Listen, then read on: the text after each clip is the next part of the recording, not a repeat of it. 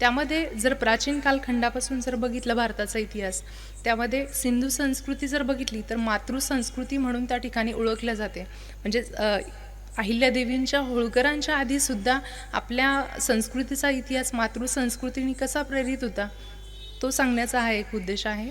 तर सिंधू संस्कृती ही मातृसंस्कृती म्हणून त्या ठिकाणी ओळखल्या जाते. मातृप्रधान संस्कृती त्या ठिकाणी आपल्या भारताची त्या ठिकाणी होते.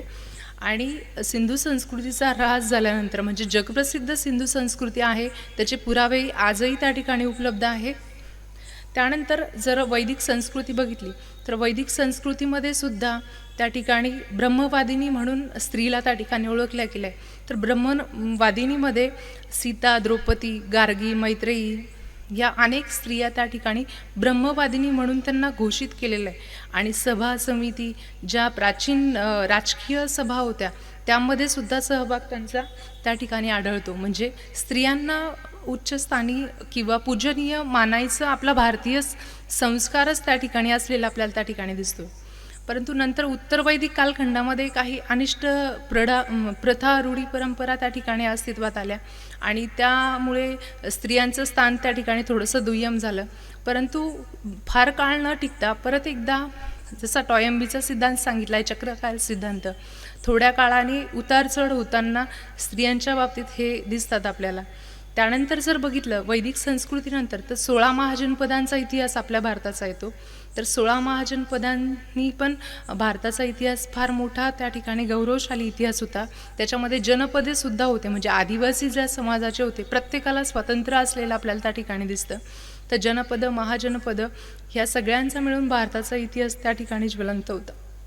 त्यानंतर जर बघितलं तर मगध जे नंद राजाचं राज्य होतं, तर हे सगळ्यात प्रभावशाली आणि प्रबळ राज्य, सक्षम असलेलं त्या ठिकाणी दिसतं मगध राज्य. तर त्यानंतर मगध राजाचा जो शेवटचा धनानंद जो राजा होता नंद वंशाचा, तो त्या ठिकाणी अत्याचारी असलेला दिसतो आपल्याला. आणि त्याचा नाश करण्यासाठी आर्य चाणक्याच्या मदतीने चंद्रगुप्त मौर्याने त्या ठिकाणी उठाव केला किंवा धनानंदच्या विरोधात त्या ठिकाणी बंड करून त्याला सत्तेवरून त्या ठिकाणी खाली केलं आणि स्वतः मौर्य साम्राज्याची स्थापना त्या ठिकाणी केली. आणि मौर्य साम्राज्य म्हटलं तर भारताचा तो गौरवशालीच इतिहास त्या ठिकाणी दिसतो आपल्याला. कारण आर्य चाणक्याच्या विचारांनी त्यांचं पाठबळ घेऊन त्या ठिकाणी चंद्रगुप्ताने पूर्ण साम्राज्य विस्तार त्या ठिकाणी केला. म्हणजे 16 महाजनपदांचा एक संघ राज्य बनवण्याचा प्रयत्न चंद्रगुप्ताने त्या ठिकाणी केलेला दिसतो.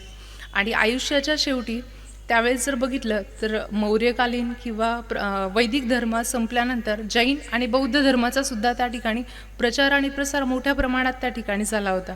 त्यामुळे आपल्या भारतामध्ये हे वेगवेगळे धर्म जरी असले तरी पण त्यांनी एक भारताला उज्ज्वल असा इतिहास त्या ठिकाणी दिला आहे. बौद्ध आणि जैन धर्माचाही विकास चांगल्या प्रमाणात त्या ठिकाणी झाला होता. आणि त्यानंतर जर बघितलं तर मौर्यांचा ऱ्हास झाल्यानंतर त्या ठिकाणी शुंगराजे, पुष्पमित्र शुंग म्हणून त्यांनी त्या ठिकाणी स्थापना केली. त्यावेळेस अलेक्झांडरचं आक्रमण आपल्या भारतावर झालं होतं आणि ते आक्रमण थोपवून ठेवण्यासाठी सुद्धा चंद्रगुप्त मौर्याने फार त्या ठिकाणी परिश्रम घेतले होते. आणि आपल्या भारताला पहिल्यापासून म्हणजे एक अतिथी देवो म्हणून त्या ठिकाणी आपली संस्कृती मानल्या जाते. आणि त्यामुळे का होईना हे परकीय आक्रमक त्या ठिकाणी बऱ्याच मोठ्या प्रमाणात आपल्या भारतावर झालेले दिसतात. आणि एक सोन्याची चिडिया म्हणून त्या ठिकाणी भारताला ओळखलं गेलं. त्यामुळे हे इतर विदेशी होते त्या ठिकाणी ते आक्रमण करण्यासाठी येत होते. तर आक्रमण त्या ठिकाणी थोपवल्यानंतर अलेक्झांडरचं पुढे मी जास्त विस्तृतपणे सांगत नाही कारण मूळ विषय आपल्या अहिल्यादेवींचा आहे. आणि त्यानंतर शुंगराजांनी त्या ठिकाणी पुनर्स्थापना परत वैदिक धर्माची केली. त्यांनी बरेच मंदिरांचं बांधकाम किंवा हिंदू संस्कृतीचं पुनर्जीवन केलं असं त्या ठिकाणी शुंगराजाविषयी बोललं जातं. त्यानंतर कण्व आले, वसुदेव कण्व म्हणून त्याने कण्व राज्याची स्थापना त्या ठिकाणी केली. आणि कण्वांनंतर जे गुप्त साम्राज्य आलं ज्याला भारताचं सुवर्णयुग म्हणून त्या ठिकाणी मानलं जातं. म्हणजे एक सुवर्णयुग त्या भारताचं होतं ते ह्या अनुषंगाने की प्रत्येक क्षेत्रामध्ये भारताची ती प्रगती झालेली होती. सामाजिक असो, आध्यात्मिक असो, सांस्कृतिक असो किंवा इतर सगळ्या क्षेत्रांमध्ये भारत हा अग्रगण्य असा त्या ठिकाणी होता. आणि त्यामुळे त्याला सुवर्णयुग त्या ठिकाणी संबोधला गेला आहे. समुद्रगुप्ताच्या वेळेस सुवर्णयुग भारताचं त्या ठिकाणी असलेलं दिसतं. आणि ते उत्तर भारतामध्ये होतं. आणि गुप्तवंशीयच त्या ठिकाणी आपलं भाग्य म्हणावं लागेल की महाराष्ट्रामध्ये गुप्तवंशीय काही राजे आले आणि सातवाहनांची सत्ता त्या ठिकाणी स्थापन केली. सातवाहनांची सत्ता स्थापन केल्यानंतर सातवाहनांची जी राजधानी आहे, जी आजची संभाजीनगर जिल्ह्यामध्ये जे प्रतिष्ठान, म्हणजे त्यावेळेसचं नाव त्याचं प्रतिष्ठान होतं, आज त्याला पैठण म्हणून त्या ठिकाणी ओळखलं जातं. तर प्रतिष्ठान ही सातवाहन साम्राज्याची राजधानी म्हणून आपल्याला त्या ठिकाणी ओळखल्या जाते. आणि ह्याच सातवाहन राजांमध्ये जर बघितलं तर परत एकदा मातृसंस्कृती त्या ठिकाणी उत्कर्षात आलेली दिसते. कारण गौतमीपुत्र सातकर्णीचं जर नाव ऐकलं तर त्यांनी शक आणि नहपान जे विदेशी आक्रमक होते त्यांचा त्या ठिकाणी त्यांनी आक्रमण करून त्यांचा बिमोड भारतामधून केला होता. आणि त्या राजाने खूप मोठा साम्राज्य विस्तार केला आणि यज्ञश्री म्हणून तो मोठा यज्ञ त्याचा होणार होता. त्यावेळेस कोणीतरी पूज्य व्यक्ती त्या स्थानावर त्याला बसवायचं होतं. त्यांनी त्याच्या आईचं स्थान, गौतमी नाव होतं त्यांचं, तर तिला त्या ठिकाणी बसवलं आणि हीच माझी पूजनीय त्या ठिकाणी व्यक्ती आहे असं त्या ठिकाणी सांगितलं. त्यावेळेस बराच विरोध झाला होता कारण त्या विधवा होत्या. परंतु त्या राजाने तशी प्रथा पाडली की माझ्या नावापुढे आईचं नाव लागेल आणि याच्या पुढे जेवढे माझे राजे होतील तर आईचं नाव लागेल. तर गौतमी पुत्र सातकर्णी म्हणून त्याला त्या ठिकाणी ओळखलं जातं. त्यानंतर त्याचा जो मुलगा होता त्याला वशिष्ठपुत्र पुळुमावी असं त्या ठिकाणी त्याचं नाव होतं. म्हणजे स्त्रियांचा गौरव कशा प्रकारे होत गेला हेच या ठिकाणी मला सांगायचं आहे. त्यानंतर जर बघितलं तर दक्षिण भारतामध्ये चोल पांड्य ही राज्य त्या ठिकाणी होती. त्यानंतर वाकाटक, राष्ट्रकूट, तर यांच्या कालखंडामध्ये स्थापत्य क्षेत्रातलं योगदान खूप मोठं त्या ठिकाणी आपल्याला दिसते. कारण वेरूळच्या लेण्या, अजिंठा लेण्या ह्या सर्व म्हणजे जागतिक लेवलच्या जे स्थापत्यशास्त्र आहे ते वाकाटक आणि राष्ट्रकूट यांच्या कालखंडात उदयास आलेलं आपल्याला त्या ठिकाणी दिसतं. आणि जे घृष्णेश्वराचं मंदिर आहे लेण्यांमधलं ते पण राष्ट्रकूटकालीन त्या ठिकाणी असलेलं आहे. त्यानंतर जर बघितलं चालुक्य, प्रतिहार, त्यानंतर उत्तर भारतामध्ये पृथ्वीराज चव्हाणांचं साम्राज्य त्या ठिकाणी होतं. त्यानंतर पृथ्वीराज चव्हाणचाही इतिहास जर बघितला तर फार त्या ठिकाणी राजपूतांचा इतिहास खूप चांगला त्या ठिकाणी बघायला मिळतो. परंतु काही चुकांमुळे म्हणा किंवा आपल्या भारताचे संस्कार असल्यामुळे आपल्याला बघता येईल की पृथ्वीराज चव्हाणचा त्या ठिकाणी पराभव कशा प्रकारे झाला. म्हणजे ते विजयीच होते परंतु त्यांच्या स्वभावामुळे, त्यांच्या संस्कारांमुळे ते त्या ठिकाणी शत्रूला एकदा हरवल्यानंतर शत्रूला प्राणदान दिले आणि त्याच शत्रूने परत दुसऱ्यांदा त्या ठिकाणी आक्रमण करून बेसावध असताना त्या ठिकाणी त्यांना पकडलेलं दिसतं. त्यानंतर देवगिरीचे यादव बघतो आपण तर त्यांचाही इतिहास त्या ठिकाणी आहे.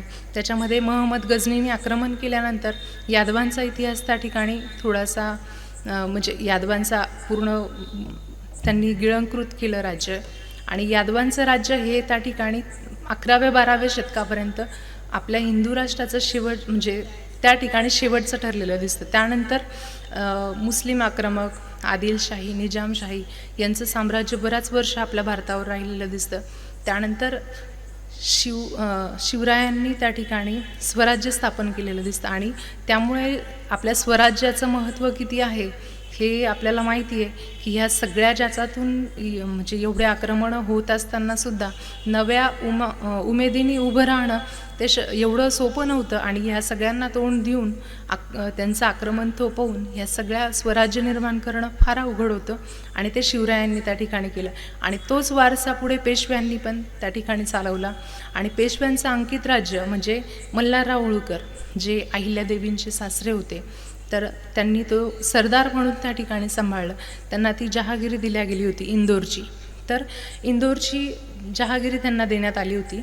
आणि त्यांचे जे पुत्र होते खंडोजीराव होळकर, एकदा मल्हारराव होळकर हे नगरमधील जे चौंडी गाव आहे नेक्स्ट कराल का,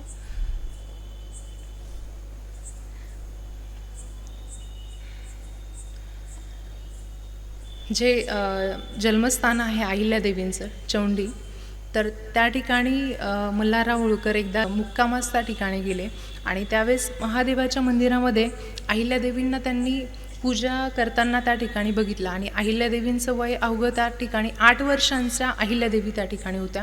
परंतु एक विलक्षण शक्ती होती मल्हारराव होळकरांमध्ये व्यक्तीला ओळखण्याची आणि त्यावेळेस त्यांना कुठेतरी वाटलं की ही आपली पुत्रवधू म्हणून जर झाली तर आपल्याही साम्राज्यामध्ये त्याचा उत्कर्ष वाढवेल. त्यामुळे त्यांनी विचारणा केली की ही मुलगी कुणाची आहे, तर मानकोजी शिंदे त्या ठिकाणी गावाचे पाटील होते, त्यांची ती कन्या होती आणि त्यांनी भेट घेऊन अहिल्यादेवींचं जर बघितलं तर चौंडी हे त्यांचं त्या ठिकाणी जन्मस्थान, त्यांचा वाडा आजही त्या ठिकाणी स्थित आहे आणि स्थापत्यशास्त्राचा उत्तम नमुना म्हणून सुद्धा तो आहे. तर त्यांचा जन्म 31 मे 1725 रोजी चौंडी या गावात झाला होता. त्यानंतर ते झाल्यानंतर त्यांनी विवाहाची मागणी केली मानकोजी शिंदेंना, तर त्यांनी लगेच ती कबूल केली, कारण एवढ्या मोठ्या सरदाराची सून होणं हे माझ्या मुलीचं भाग्य आहे असं त्या ठिकाणी मानकोजी शिंदे म्हटले आणि त्यांचा विवाह संपन्न झाला. त्यानंतर इंदोरला आल्यानंतर अहिल्यादेवींचं जर कार्यकर्तृत्व जर बघायचं झालं तर त्यामध्ये त्यांना पुण्यश्लोक ही पदवी त्या ठिकाणी बहाल करण्यात आली होती. आणि पुण्यश्लोक का म्हटलं गेलं आहे या पाठीमागे पण फार मोठा इतिहास आहे, कारण एक संस्कृत श्लोक आहे, त्याच्यामध्ये पुण्यश्लोक असणाऱ्या व्यक्तींची नामावली सांगणारा तो एक श्लोक आहे. तो श्लोक असा आहे की पुण्यश्लोको नलो राजा, पुण्यश्लोको युधिष्ठिर, पुण्यश्लोकोचो वैदेही, पुण्यश्लोको जनार्दन. म्हणजे पुण्यश्लोक हे नल राजाला त्या ठिकाणी मानलं गेलं आहे.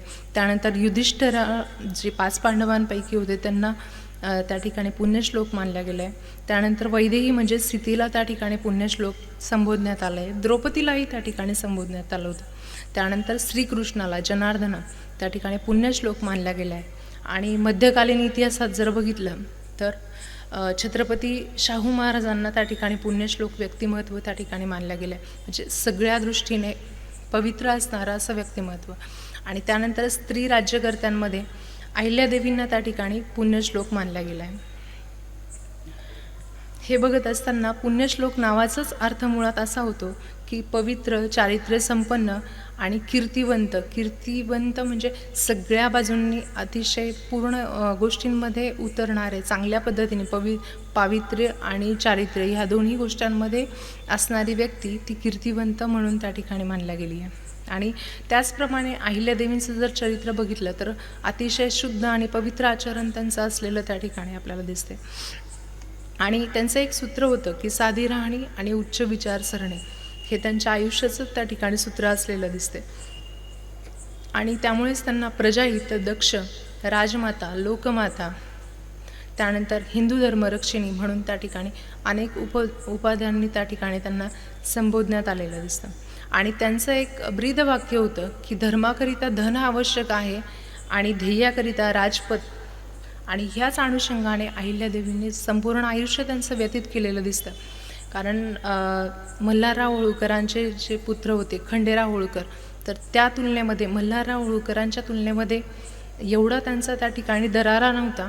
परंतु अहिल्यादेवी आल्यामुळे त्या ठिकाणी त्यांनी युद्धांमध्ये त्याच्यामध्ये सहभाग, म्हणजे एका पुरुषाच्या मागे स्त्री असते तर त्या ठिकाणी अहिल्यादेवीने ते सिद्ध केलं. आणि खंडेराव त्या ठिकाणी सतर्क झाले किंवा त्या वडिलांना त्या ठिकाणी मदत करू लागले अहिल्यादेवींच्या सहवासामुळे त्या ठिकाणी. आणि काही काळातच दुर्दैवी त्यांचं त्या एका युद्धामध्ये निधन झालेलं दिसतं. आणि त्यावेळेस अहिल्यादेवी त्यांच्या म्हणजे त्यावेळेस सती जाण्याची प्रथा होती, तर त्या सती जाण्यासाठी सज्ज झाल्या.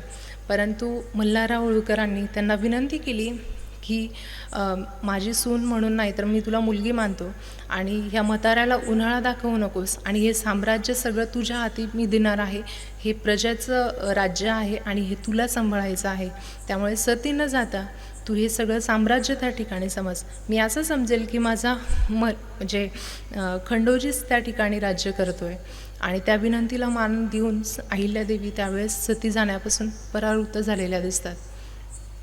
त्यानंतर जर बघायचं झालं तर खंडेरावांचं त्या ठिकाणी निधन झालं आणि त्यानंतर त्यांच्यावर नियतीने एवढे आघात केले अहिल्यादेवी होळकरांवर की एकामागून एक त्यांच्या घरातले एकूण 25 व्यक्ती त्या ठिकाणी गेलेत. आणि एवढं सगळं दुःख पचवून त्यांनी लोकाभिमुख आणि लोकांसाठी कल्याणकारी राज्य त्या ठिकाणी केलेलं दिसतं. त्यामुळेच जर अहिल्यादेवींचं पूर्ण चरित्र जर अभ्यासायचं असेल तर त्या ठिकाणी बघायचं झालं तर भगवद्गीतेमध्ये 10व्या अध्यायामध्ये भगवंतांनी एक श्लोक सांगितला आहे, स्त्रियांमध्ये त्या माझ्या 7 विभूती आहेत, त्या वास करतात असं त्या ठिकाणी सांगितलं आहे. आणि तो श्लोक पूर्णपणे अहिल्यादेवींना लागू होतो. तो श्लोक असा आहे की कीर्ती श्री वाक्च नारेना स्मृती मेधा स्मृती धृती क्षमा. आणि याच अनुषंगाने अहिल्यादेवींचं आयुष्य त्यांनी व्यतीत केलेलं दिसतं. ह्या श्लोकाचा अर्थच असा आहे की कीर्ती, अहिल्यादेवींची जर कीर्ती बघितली तर कीर्ती म्हणजे आपले वागणे सर्वार्थाने आदर्श असणे म्हणजे त्या ठिकाणी कीर्ती. आणि तसेच ह्या व्यक्तीसारखे आपणही असावे असं अन्य लोकांना वाटणे म्हणजे त्या ठिकाणी कीर्ती. आणि ही कीर्ती मिळवण्यासाठी प्रथम त्या व्यक्तीला आपले कर्तृत्व सिद्ध करावे लागते. आणि ते कर्तृत्व त्यांनी अहिल्यादेवींनी सिद्ध केले होते. आणि त्यामुळेच त्यांना दानशूर, पुण्यश्लोक ह्या उपाध्या त्या ठिकाणी लागलेल्या दिसतात.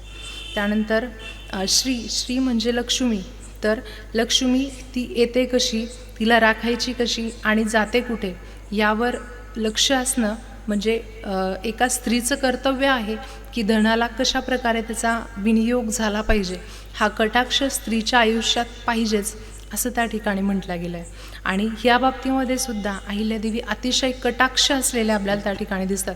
कारण त्यांच्या पूर्ण याच्या चरित्रामध्ये जर बघितलं तर धन संपत्ती याच्या बाबतीत त्या अतिशय कटाक्ष होता. विनाकारांचा खर्च त्यांच्या आयुष्यात कुठेच नव्हता. काटकसरी त्या असलेल्या दिसतात. आणि खाजगी स्वतःचा खर्च हा स्वतः जनतेच्या याच्यातून नाही तर स्वतःच्या याच्यातूनच त्या करताना दिसतात. आणि पराकोटीचं नियंत्रण त्यांचं खर्चावर असलेलं दिसतं. पैशाचा व्यय कुठे होतो, किती होतो ह्याच्या कल्पना अतिशय त्यांच्या स्पष्ट असलेल्या दिसतात.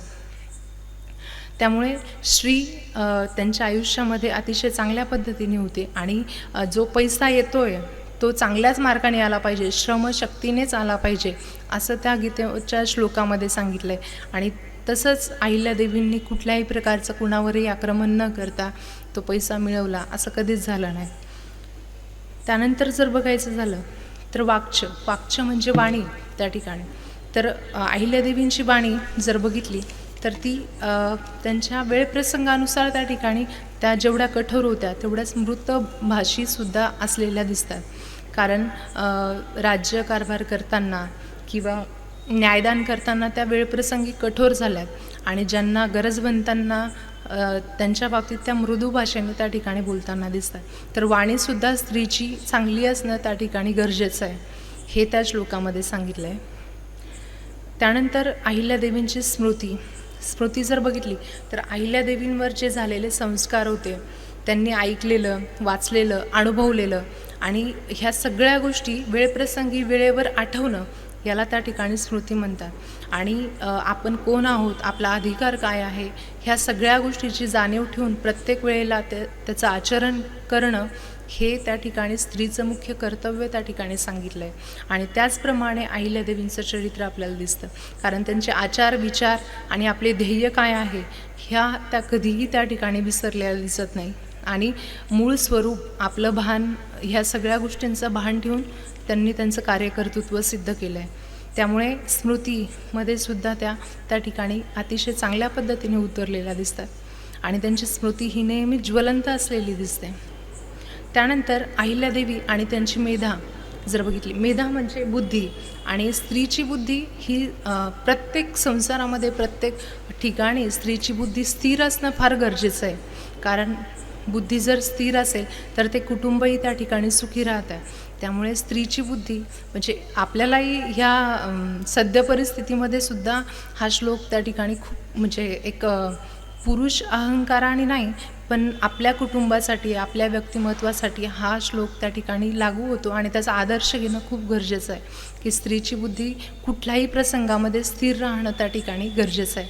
जर त्याचं उदाहरण बघायचं झालं तर पौर्णिमेच्या मध्यरात्री जर एक पात्र घेऊन जर ठेवलं मध्यभागी आणि त्याच्यामध्ये जर चंद्राचं आपल्याला प्रतिमा बघायची असेल तर त्या भांड्यातलं पाणी हे स्थिर असायला त्या ठिकाणी लागतं. आणि ते थोडं जरी कोणत्याही कारणाने मलिन झालं किंवा हवेमुळे हललं तर त्या ठिकाणी तो चंद्राची प्रतिमा त्या ठिकाणी दिसत नाही.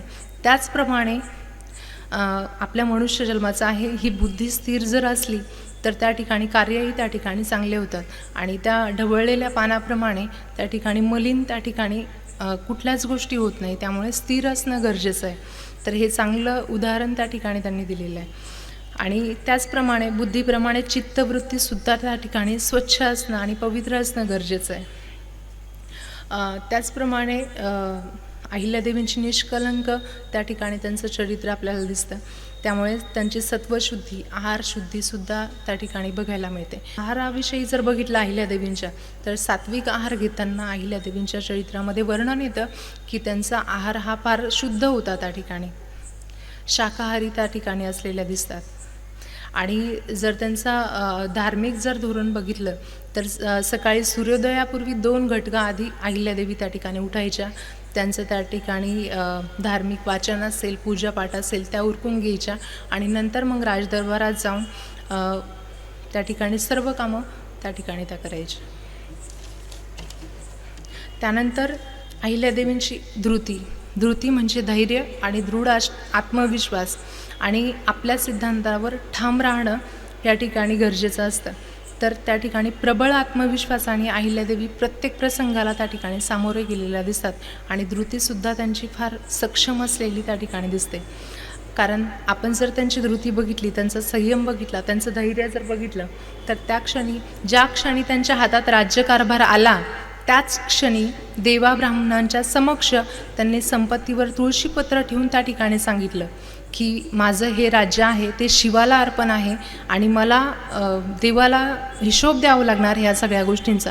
जरी त्यांनी मला अधिकार दिले, संपत्ती दिली, तरी पण मी त्याचा उपयोग कशा प्रकारे केला तर याचा सगळा हिशोब मला देवाघरी द्यावा लागणार आहे. आणि त्यामुळे त्यांनी जे काही माझं राज्य आहे ते माझं नसून शिवाचं आहे आणि त्याचप्रमाणे ते लोकाभिमुख मी ते त्या ठिकाणी चालवेल अशा प्रकारचं धैर्य त्यांच्यामध्ये होते. म्हणजे कौटुंबिक कितीही त्यांना दुःख झाले तरीसुद्धा ते बाजूला सारून त्यांनी लोकांच्या जनतेचा कल्याणाचा विचारच त्या ठिकाणी करून त्या ठिकाणी कार्य केलेलं दिसतं. त्यानंतर क्षमेसाठी पूर्व अट असते ती अचाट सामर्थ्य असल्याशिवाय माणूस, साहस असल्याशिवाय माणूस त्या क्षमा करू शकत नाही आणि क्षमेसाठी मोठेपणा माणसाच्या अंगी लागतो आणि तो अहिल्यादेवींमध्ये बघायला मिळतो. कारण सहन करणे, सहनशीलता हे देखील स्त्रियांमध्ये आवश्यक असलेले गुण आहे.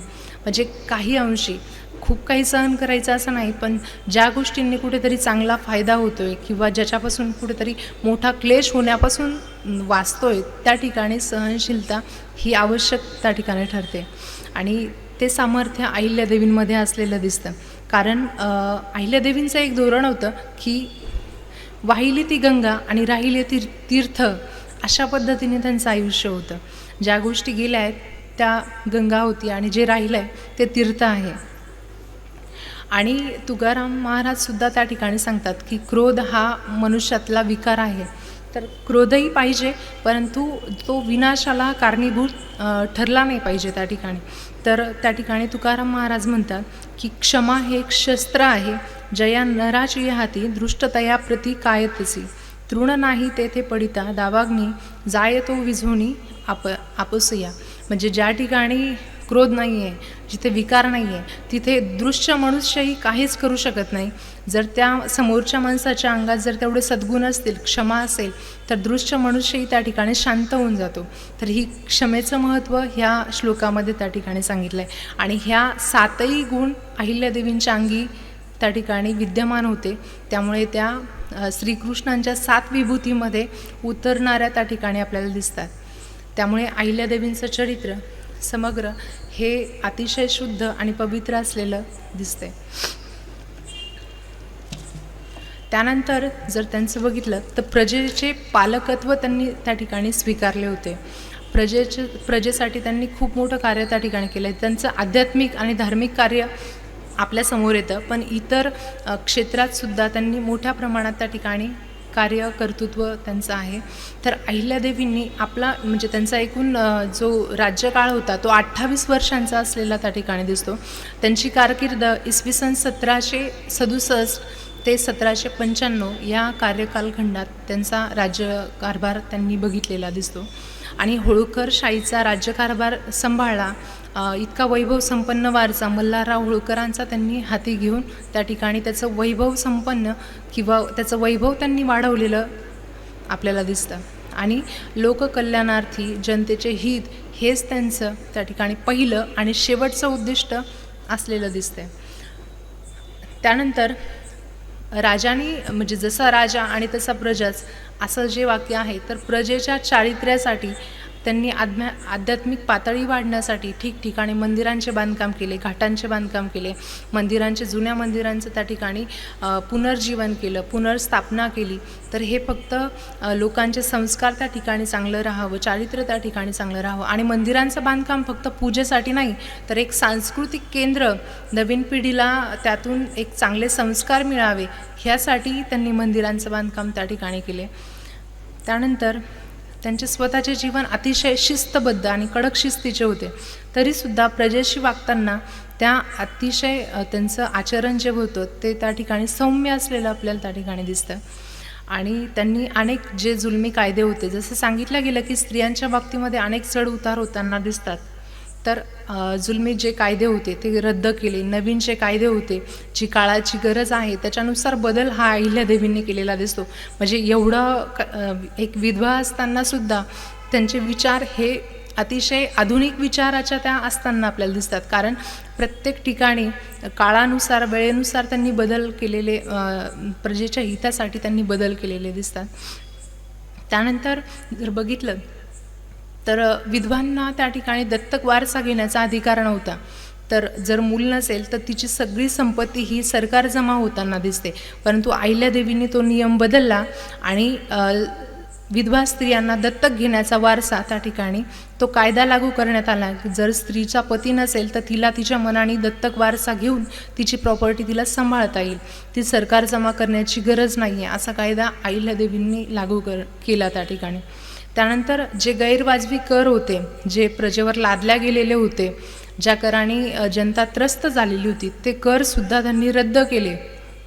त्यानंतर प्रजेच्या सुखासाठी त्यांनी अनेक सामाजिक कार्य केलं. त्याच्यासाठी अनेक ठिकाणी धर्मशाळा बांधल्या, तलाव, विहिरी, त्यानंतर रस्ते मोठ्या प्रमाणात त्या ठिकाणी बांधले, अन्नछत्रालय त्या ठिकाणी बांधले. म्हणजे हे अतिशय चांगलं योग्य काम त्यांनी केलं आहे. आणि हे सगळं करताना त्यांनी जे परराष्ट्र संबंध होते, वेगळ्या राष्ट्राशी संबंध जे होते ते अतिशय चांगले होते त्यांचे. म्हणजे शेजारी त्यांच्या संपूर्ण आयुष्य 28 वर्षाच्या कारकिर्दीमध्ये असं एकदाही झालं नाही की त्या राज्यावर कोणीतरी आक्रमण केलं. आणि त्याला कारणीभूत अहिल्यादेवीच होत्या, कारण त्यांचं वागणंच तेवढं सर्वार्थाने योग्य होतं. त्यांचं असं म्हणणं होतं की आपण दुसऱ्यांवर आक्रमण न करता आपल्यावरही आक्रमण त्या ठिकाणी होणार नाही, कारण आक्रमण जर झालं, युद्धजन्य परिस्थिती जर ही समाजामध्ये राहिली तर समाजाचा विकास त्या ठिकाणी खुंटतो, प्रजेला तो त्रास होतो.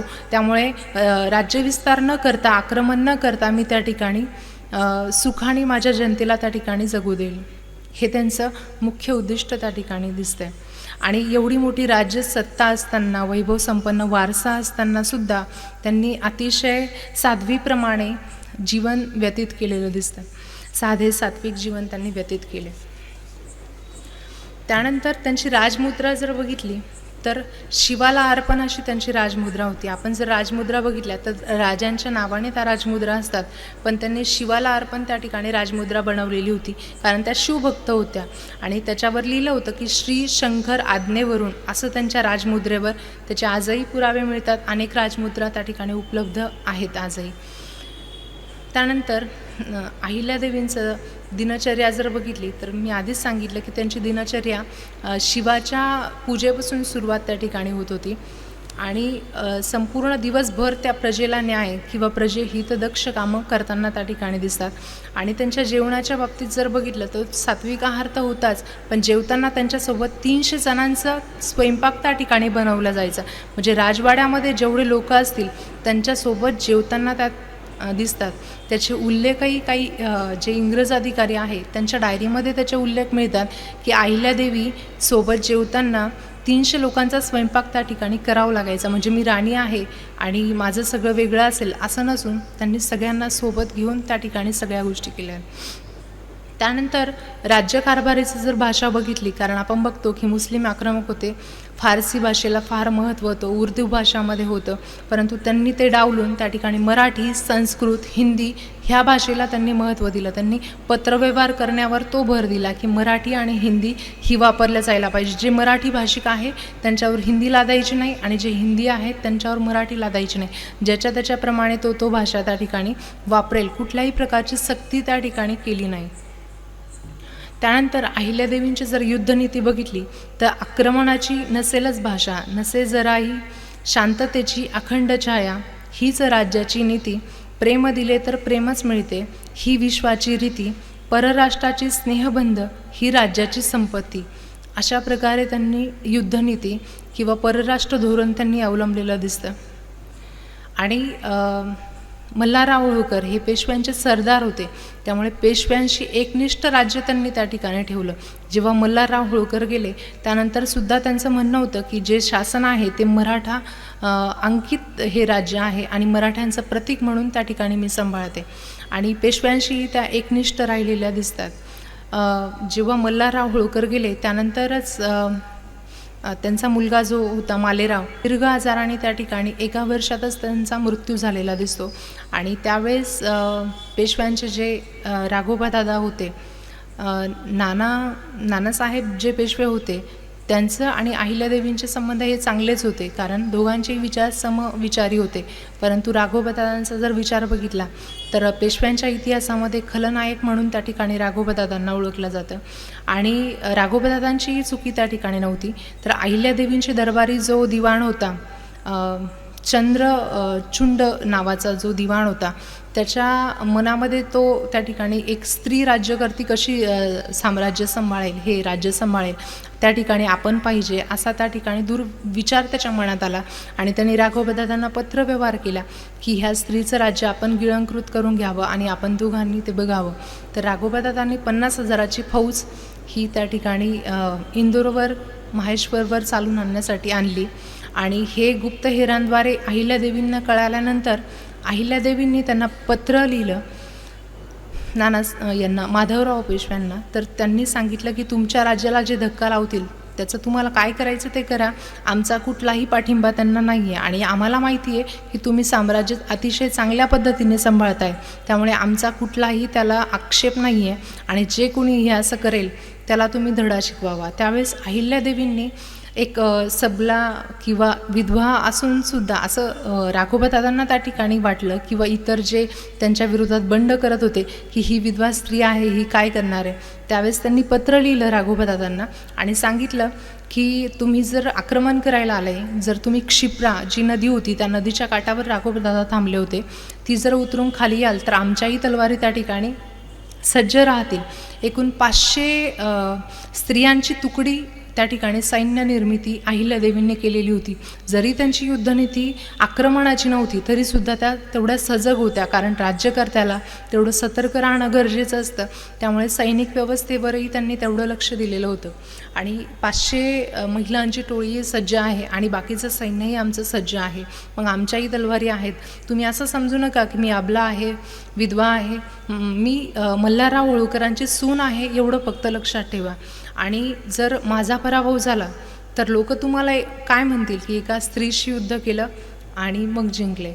आणि जर तुमचा पराभव झाला तर तुम्ही विचार करा की इतिहास तुम्हाला कशा प्रकारे नावं ठेवेल किंवा तुम्हाला कुठे तोंड दाखवायलाही जागा राहणार नाही. याचा विचार करून तुम्ही आक्रमण करा.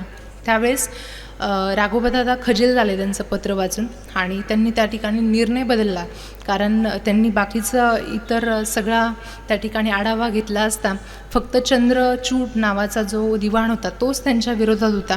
बाकी अहिल्यादेवींचं आचरण असं होतं, स्वभाव असा होता की त्यांच्या विरोधात जाण्यासाठी कुणीच तयार नव्हतं. आणि राघोबादादाला ते लक्षात आलं की यांच्या पाठीमागे खूप मोठा पाठिंबा आहे आणि खरंच आपला अपमान जर झाला तर खूप मोठी चुकी आपल्या हातून होईल. त्यामुळे त्यांनी निर्णय बदलला आणि परत एकदा अहिल्यादेवींना पत्र लिहिलं. आणि आपला मानस तो नव्हता, म्हणजे आक्रमण करण्याचा माझा मानस नव्हता. तुमचे जे पुत्र आहेत मालेराव ते वारलेत त्या ठिकाणी आणि तुम्हाला स्नेहबंधाने आम्हाला भेटायला यायचं होतं, त्यामुळे आम्ही त्या ठिकाणी येत होतो असं त्यांनी उत्तर त्या पत्रामध्ये दिलं. त्यावेळेस अहिल्यादेवींनी परत म्हटलं की भेटायला यायचं असेल तर एकट्याने यायचं, एवढं 50 हजाराची फौज घेऊन कोणी येतं आहे का? ही विचारणा केल्यानंतर ते परत एकदा त्या ठिकाणी अपमानित झाले, परंतु आले, त्यांची भेट घेतली आणि अहिल्यादेवींनी अतिथी देव म्हणून त्यांचा त्या ठिकाणी सत्कारही केला आणि ते परत गेलेले दिसतात. म्हणजे तेवढं राघोपदाचं आक्रमण होणार होतं, परंतु त्यांनी बुद्धीने, त्यांच्या चातुर्याने, दूरदृष्टीने त्या ठिकाणी थांबवलेलं दिसतं. म्हणजे कुठल्याही प्रकारची हानी न करता त्यांनी राज्यावरचं आक्रमण थांबवलं आणि हा त्यांच्यातला विलक्षण गुण असलेला आपल्याला त्या ठिकाणी दिसतो. त्यानंतर व्यापार आणि उद्योगालाही त्यांनी खूप मोठ्या प्रमाणात चालना दिली. माहेश्वरी साडी जी जगप्रसिद्ध आहे, तर त्या साडीचे जे कारागीर आहेत त्यांना राजाश्रय अहिल्यादेवींनी दिला. मोठ्या कारागिरांची निर्मिती केली, त्यांची राहण्याची, त्यांची व्यवस्था सगळी अहिल्यादेवींनी केली आणि माहेश्वरीच्या साडीसाठी त्या उद्योगाला प्रोत्साहन दिलं. त्यामुळे उद्योगामध्ये वाढ झालेली त्या ठिकाणी दिसते. त्यानंतर शेतीलाही मोठ्या प्रमाणात प्रोत्साहन दिलं, कारण त्यांचं म्हणणं होतं की शेती हा त्या ठिकाणी देशाचा केंद्रबिंदू मानला गेला आहे. त्यानंतर भिल्लांचा बंदोबस्त ही त्यांच्या आयुष्यातली एक गोष्ट आहे. तर या ठिकाणी पण त्यांची समयसूचकता, दूरदृष्टिकोन त्या ठिकाणी बघायला मिळतो. भिल्लांचा बंदोबस्त म्हणजे भिल्लांचा खूप जास्त त्रास त्या ठिकाणी होत होता राज्याला, कारण त्यांनी धुमाकूळ घातलेला होता आणि भिल्लांचा बंदोबस्त करण्यासाठी त्यांचे जे जावई होते यशवंतराव, तर त्यांची त्यांनी नियुक्ती केली आणि त्या ठिकाणी भिल्लांचा बिमोड करण्यासाठी त्यांच्यावर शस्त्र न उगारता त्यांचा आधी त्यांनी व्यवस्थापन कसं करता येईल भिल्लांचं, भिल्ल कशामुळे बंड करतायत त्याचं कारण जाणून घेतलं. भिल्लांची व्यवस्था त्या ठिकाणी केली. जी माळरानावरची जमीन होती, जंगलातली जमीन होती, त्यांना पिकवण्यासाठी भिल्लांना ती दिली. म्हणजे मोफत त्यांना जमिनी दिल्या आणि सांगितलं की तुम्ही ह्या ठिकाणी शेती करू शकतात. म्हणजे त्या ठिकाणी भिल्लांचंही समाधान मोठ्या प्रमाणात झालं. भिल्लांच्या उपजीविकेचं साधन उत्पन्न त्यांना करून दिलं. त्यामुळे भिल्ल शांत झाले आणि त्याचे उपकार म्हणून त्यांना एक कार्यही त्या ठिकाणी सोपवलं की राज्यामध्ये डोंगराळ भागातून, पहाडी भागातून जे राज्यातले जे लोक ये जा करतात, व्यापारी असो, सामान्य लोक असो, त्यांचं संरक्षणाची जबाबदारी ही अहिल्यादेवींनी त्या भिल्लांवर सोपवली. म्हणजे एका संकटाचं रूपांतर संधीमध्ये कसं करायचं हे अहिल्यादेवींकडून शिकण्यासारखं आहे.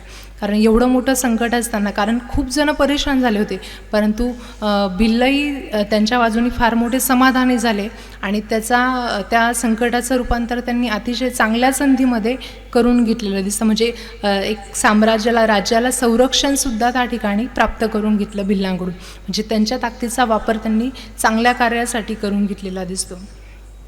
त्यानंतर मल्हारराव आणि अहिल्यादेवींचं जे गुरु शिष्याचे नातं त्या ठिकाणी मानलं गेलं आहे. अहिल्यादेवी एवढ्या प्रबळ, एवढ्या सक्षम कशा झाल्या, तर मल्हारराव होळकरांचे त्यांच्या सगळे संस्कार केलेले होते. मल्हारराव होळकरांनी त्यांना कधी सून मानलं नाही, एक स्वतःची मुलगी समजून त्यांना वागणूक दिली. त्यांना लग्न करून आणल्यानंतर राज प्रशिक्षणाचे त्या ठिकाणी धडे दिले. घोडस्वार असो, तलवारबाजी असो, ह्या सगळ्या गोष्टींचं प्रशिक्षण मल्हारराव होळकरांनी त्या ठिकाणी, आणि मल्हारराव होळकरांचंही आधुनिक विचाराला त्या ठिकाणी नक्कीच त्या ठिकाणी कौतुक करावं लागेल की त्या याच्या कार्यकाळामध्ये सुद्धा त्यांनी एका स्त्रीला एवढं महत्त्व देऊन त्यांच्यातले अंगभूत गुण ओळखून त्या ठिकाणी सक्षम आणि सुदृढ त्या ठिकाणी बनवलेलं होतं. त्यानंतर अहिल्यादेवींचं दुःखांचे अविरत आघात जर बघितले, जसं सांगितलं की 25 जण त्यांच्या कुटुंबातले वारले होते, त्याच्यामध्ये 18 स्त्रिया जर बघितल्या, त्यांच्या मिस्टरांच्या काही बायका होत्या, त्या होत्या, त्यानंतर सासूबाई होत्या, अशा एकूण 18 स्त्रिया सती गेलेल्या त्या ठिकाणी दिसतात आणि त्यांची त्यामध्ये मुलगीसुद्धा त्या ठिकाणी होती. त्यांनी खूप प्रयत्न केला मुलींना आणि सुनांना त्या ठिकाणी थांबवण्याचा की सती जाऊ नका, परंतु ती पद्धत असल्यामुळे त्या ठिकाणी थांबल्या नाही आणि एकाच वेळेस 18 स्त्रिया सती गेलेल्या, हे दुःख फार मोठं आहे आणि एवढं मोठं दुःख पचवून परत एकदा सगळं काही सांभाळणं फार अवघड असतं. एकाच वेळेस पती पण गेले, त्यानंतर सासरे गेले, एवढा मोठा आधार, त्यानंतर सासूबाई गौतमीबाई ज्यांचा आधार खूप मोठा होता अहिल्यादेवींना, त्या प्रत्येक तीर्थक्षेत्राला जाताना अहिल्यादेवींना त्या ठिकाणी सोबत घेऊन जायच्या. आणि जो आध्यात्मिक चा संस्कार झाला तो त्यांच्या सासूबाईंमुळे झालेला दिसतो. तर त्याही त्या ठिकाणी वारल्या आजारपणामध्ये. त्यानंतर मालेरावांचाही मृत्यू त्या ठिकाणी झाला. म्हणजे एकानंतर एक आघात त्यांच्यावर होत गेले. परंतु ज्या श्लोकात जसं सांगितले की धैर्य हे स्त्रीच्या अंगी असलं पाहिजे, तर खूप मोठं धैर्य हे अहिल्यादेवींमध्ये बघायला मिळतं आपल्याला. एवढं मोठं धैर्य आजची स्त्री कधी करू शकणार नाही. परंतु तो आदर्श घेतला पाहिजे की त्यांनी फक्त समाजासाठी त्यांचं आयुष्य व्यतीत केलेलं दिसतं. आणि तुकाराम महाराज सुद्धा म्हणतात की जया अंगी मोठेपण तया यातना बहुत. त्याच उक्तीप्रमाणे त्यांचं आयुष्य त्या ठिकाणी व्यतीत झालेलं दिसतं.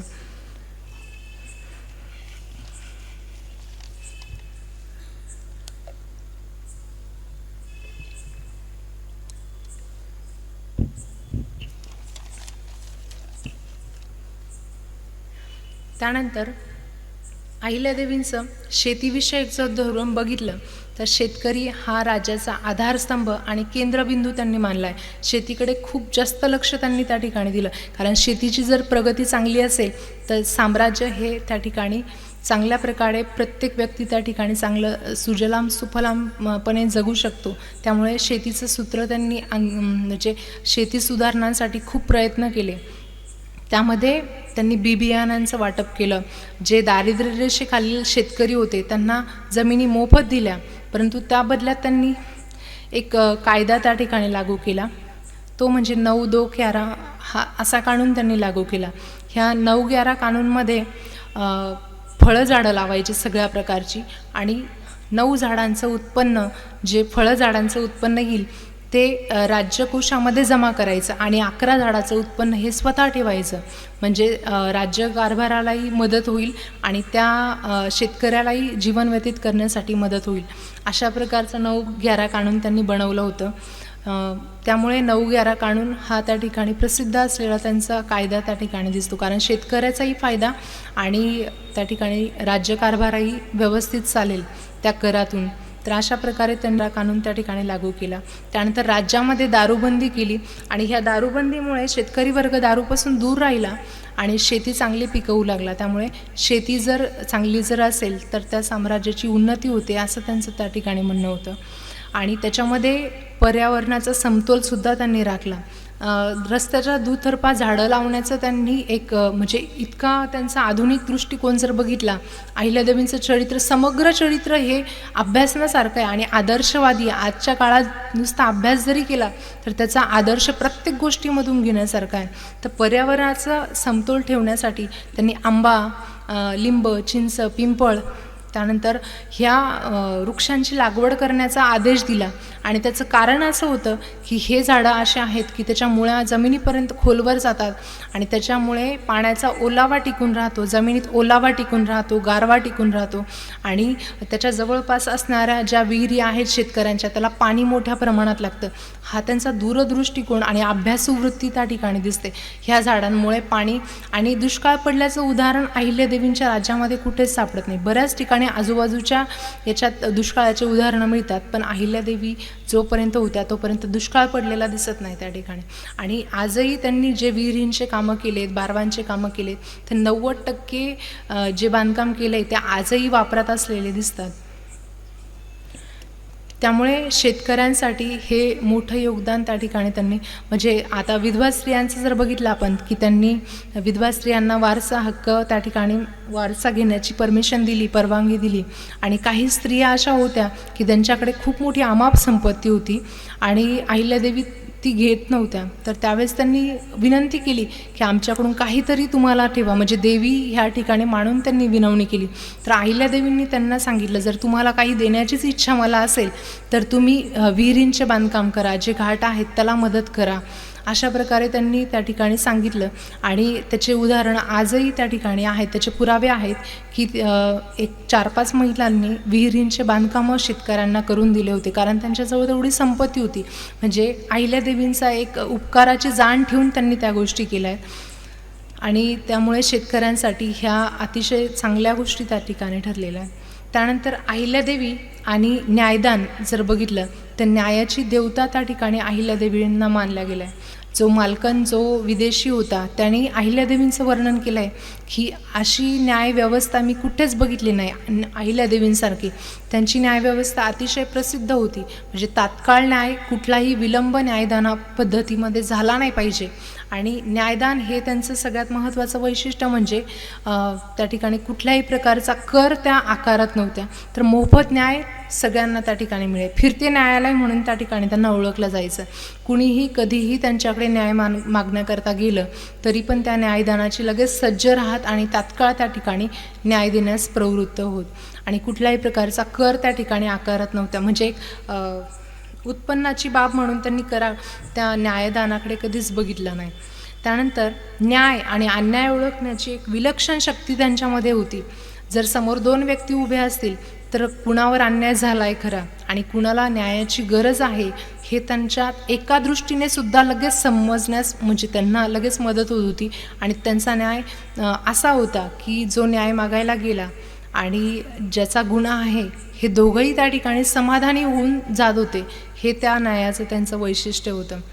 आणि निपक्ष न्याय निपक्षपणे त्या न्यायदान त्या ठिकाणी करत होत्या.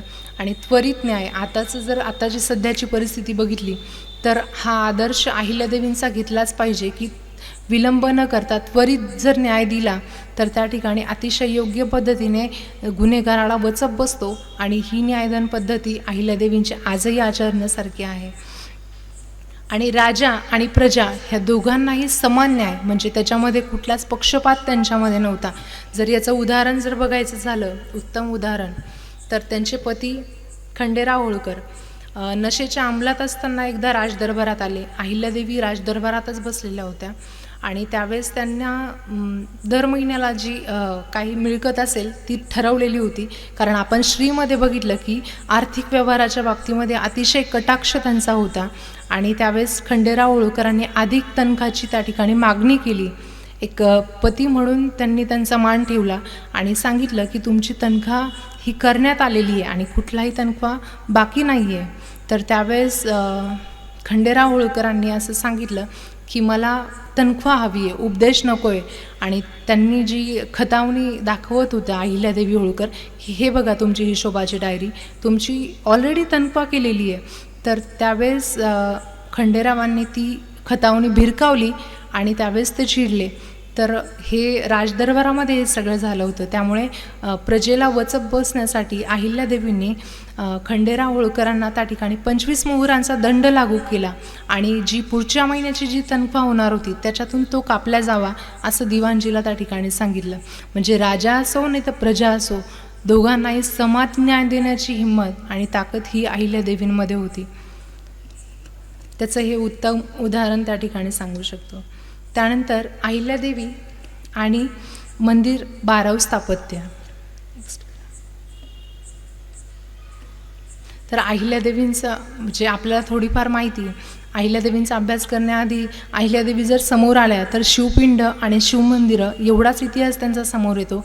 तर हा म्हणजे एक दुर्लक्षित राहिलेला इतिहास हा समोर आला आणि हा त्यांचा महत्त्वाचा इतिहास आहे. मंदिर स्थापत्य किंवा 12 ज्योतिर्लिंगाचं त्यांनी पुनर्स्थापना केली, हा महत्त्वाचा इतिहास त्या ठिकाणी दिसतो. तर त्यांनी मोठ्या प्रमाणात राज्यभरामध्ये जलकुंड बारवा त्या ठिकाणी त्याची निर्मिती केली आणि जलव्यवस्थापनाचं महत्त्व अहिल्यादेवींकडून शिकण्यासारखं आहे.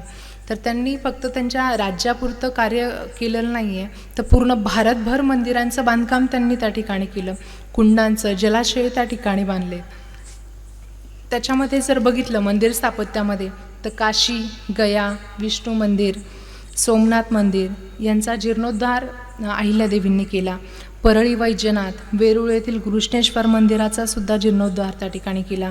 त्यानंतर आलामपूर, उज्जैन, ऋषिकेश, काशी, कुरुक्षेत्र, जेजुरी, नाशिक, जेजुरी हे त्यांचं कुलदैवत होतं त्या ठिकाणी, आणि चौंडी ह्या मंदिराची नव्याने उभारणी अहिल्यादेवींनी केली आहे. आणि हे मंदिर उभारणी जीर्णोद्धार हा फक्त मंदिराची स्थापना करायची म्हणून नाही, तर एक हिंदू धर्माचे संस्कार केंद्र म्हणून त्यांनी त्या ठिकाणी केलेली दिसते.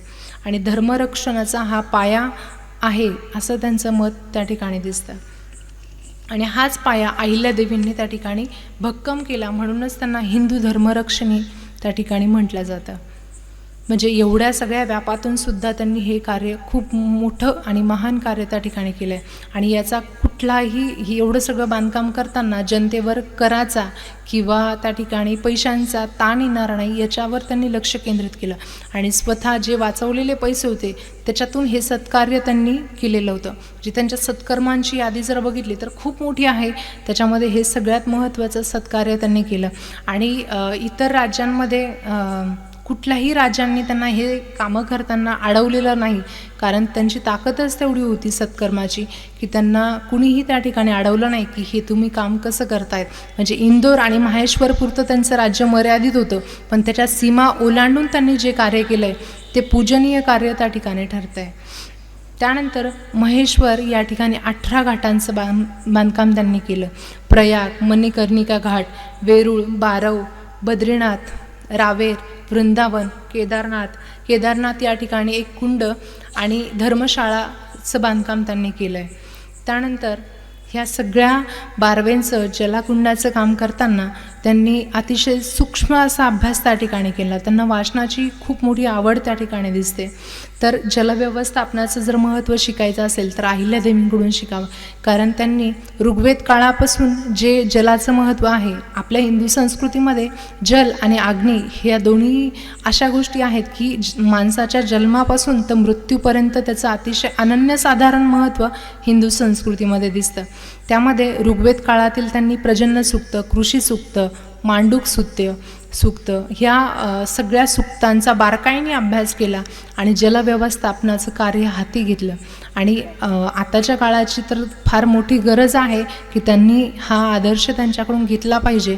जलव्यवस्थापन करणं म्हणजे एक देवकार्य म्हणून त्यांनी ह्या गोष्टी केल्या आहेत.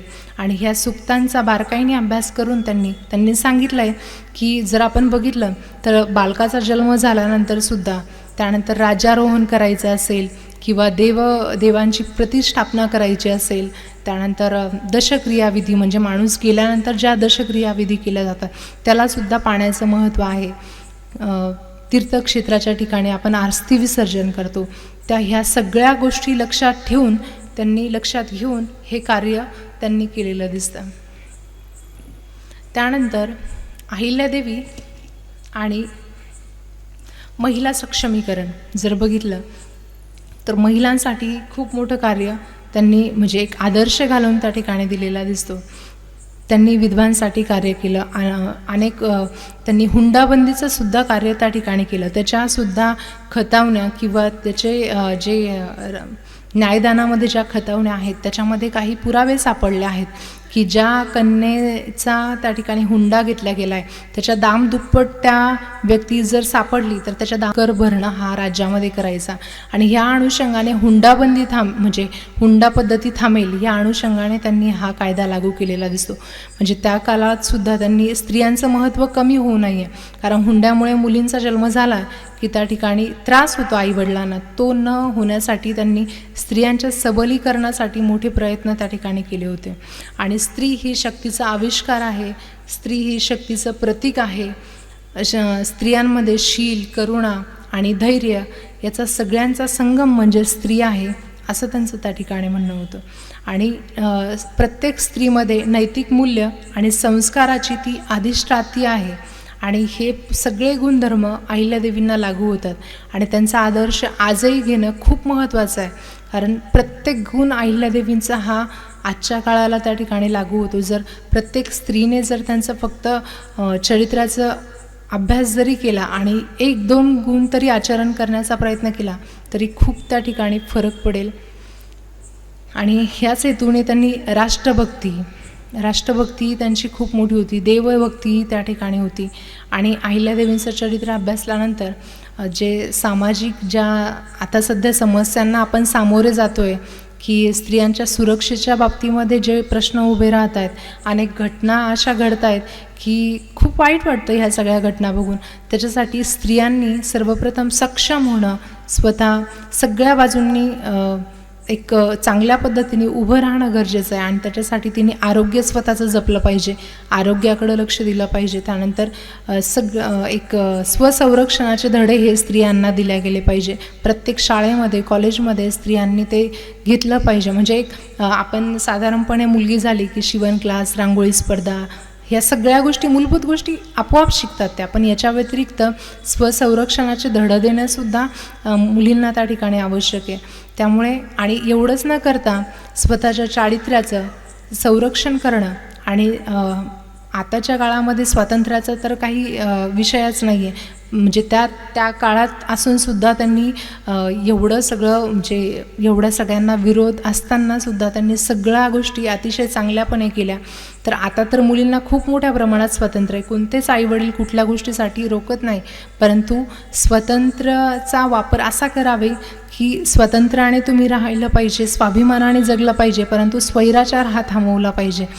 काही आता म्हणजे आताच्या याच्यात असं झालं आहे की स्वातंत्र्य म्हणजे स्वैराचार अशी व्याख्या त्या ठिकाणी बनली आहे. त्यामुळे प्रत्येक स्त्रीने आपले संस्कार, तुम्ही खूप मोठं म्हणजे आकाशाला आपण गवसणी घालतोय, परंतु पाय आपले हे जमिनीवरच असायला पाहिजे.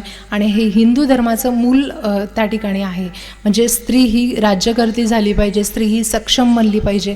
आपली संस्कृती ही मातृशक्ती आहे आणि आपल्या सगळ्याच याच्यामध्ये स्त्रियांना मान सन्मान मिळतो. काही लोक आहेत, परंतु त्याला विरोध हा स्त्रीला करता आला पाहिजे. वेळोवेळी कठोर आणि कणखर बनता आलं पाहिजे. जेवढी ती मृदू आणि सौम्य आहे त्याचप्रमाणे कालीचं रूपही तिला घेता आलं पाहिजे आणि स्वतःचं कुटुंब त्या ठिकाणी चांगल्या पद्धतीने सांभाळता आलं पाहिजे. हे अहिल्यादेवींकडून म्हणजे चांगला आदर्श घेण्यासारखं आहे.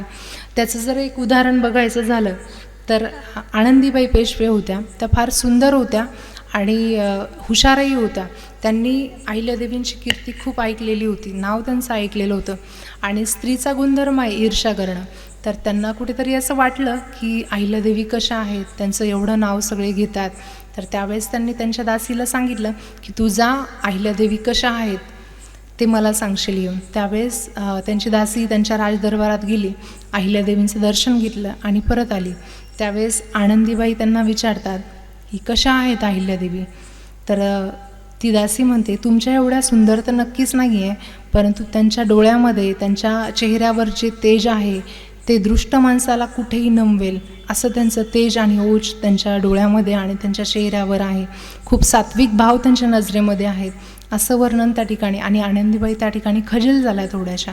त्यानंतर आनंदीबाईच्या शेवटच्या काळात जर बघितलं तर त्या ठिकाणी अहिल्यादेवींचा स्वभाव त्यांनी जाणला होता, त्यांचं चरित्र त्या ठिकाणी जाणलं होतं आणि त्यांना गरज वाटली अहिल्यादेवींची. तर त्यांनी पत्रव्यवहार करून त्या ठिकाणी सांगितलं की आम्हाला त्या ठिकाणी मदत करावी, इंग्रजांनी यांना नजरकैदेत ठेवलं आहे.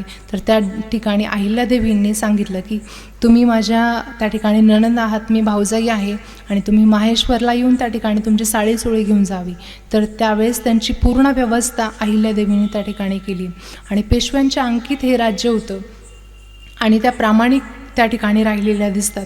जेव्हा नानासाहेब होते पहिले, त्यानंतर माधवराव पेशवे आले, तर राघोबादादांनी त्यांना नजरकैदेत त्या ठिकाणी ठेवलं होतं आणि माधवरावांनी अहिल्यादेवींना पत्र व्यवहार केला आणि त्यांनी सांगितलं की मला 50,000ची मदत हवी आहे.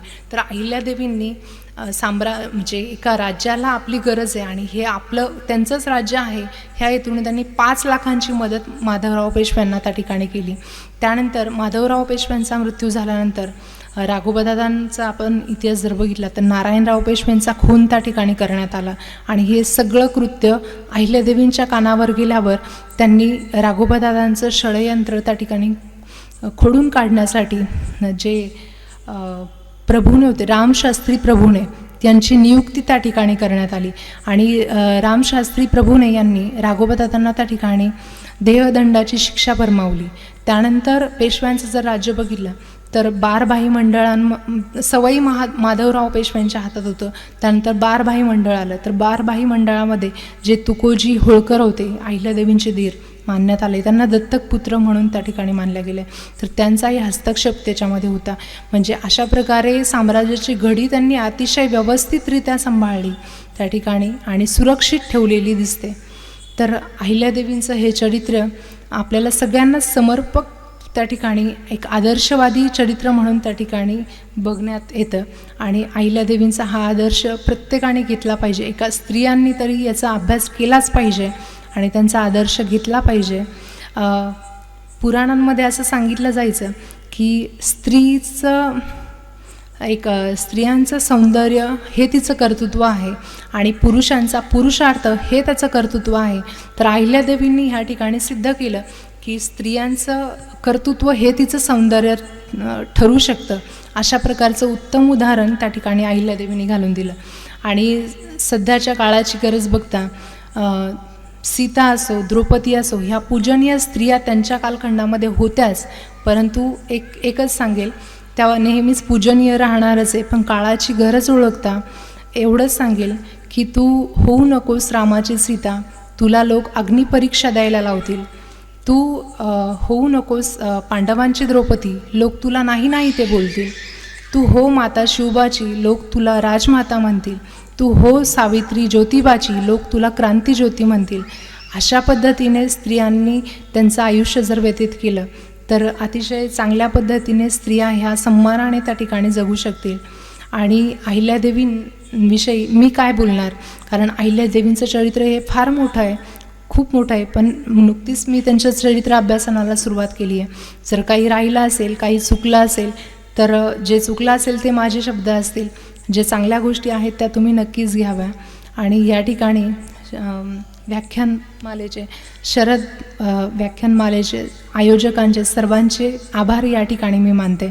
त्यानंतर मॅडमचे आभारही या ठिकाणी मानते. आणि सर्व एका वक्त्याला श्रोतावर्ग हा पाहिजे असतो, तर इथे जी परंपरा जी आहे, श्रोतावर्ग एवढ्या मोठ्या प्रमाणात जमतो, तो इतका वेळ या ठिकाणी बसून ऐकतो, ही खूप मोठी परंपरा आणि खूप म्हणजे चांगला वारसा कारंजाला लाभला आहे. कारंजाचा इतिहासही त्या ठिकाणी फार मोठा आहे. म्हणजे स्कंदपुराणामध्ये सुद्धा कारंजाचा उल्लेख त्या ठिकाणी आलेला आहे.